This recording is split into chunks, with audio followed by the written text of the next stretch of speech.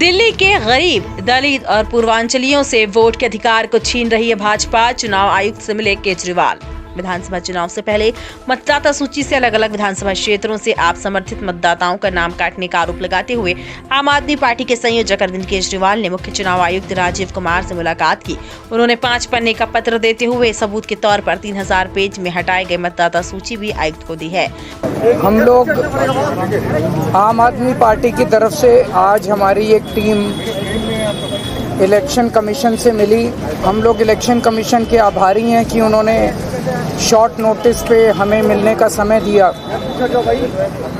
हमने election commission के सामने 3000 पेजेस के सबूत रखे कि किस तरह से भारतीय जनता पार्टी दिल्ली के मौजूदा लोगों के, जो लोग अपने अपने घरों में कई सालों से रह रहे हैं, उन लोगों के बहुत बड़े स्तर के ऊपर हजारों की तादाद में वोट कटवाने का षड्यंत्र रच रही है।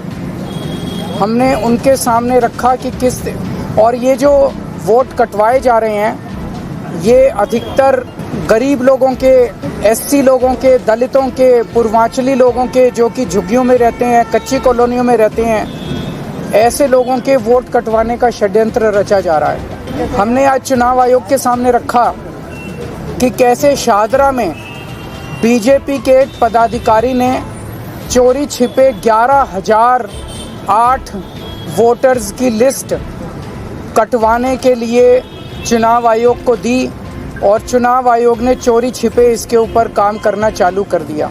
चुनाव आयोग ने मोटे मोटे तौर पे 3-4 हमें आश्वासन दिए। एक तो ये कि कोई मास डिलीशन अब चुनाव के पहले नहीं किया जाएगा। दूसरा ये कि अगर कोई भी डिलीशन किया जाता है तो वो लिस्टों के आधार पर नहीं किया जाएगा। किसी को भी अगर डिलीशन कराना है तो उसे फॉर्म 7 भरना पड़ेगा, उसी के आधार पर डिलीशन होगा। और अगर चुनाव आयोग तय करता है कि कोई डिलीशन होना है तो उस पर पहले फील्ड इंक्वायरी होगी और फील्ड इंक्वायरी में BLO जो है वो अपने साथ बाकी पार्टियों के पदाधिकारियों को, रिप्रेजेंटेटिव्स को भी साथ लेके जाएंगे। तो सभी पार्टियों के रिप्रेजेंटेटिव्स के साथ फील्ड इंक्वायरी होगी और उस फील्ड इंक्वायरी के बाद ही किसी का नाम काटा जाएगा।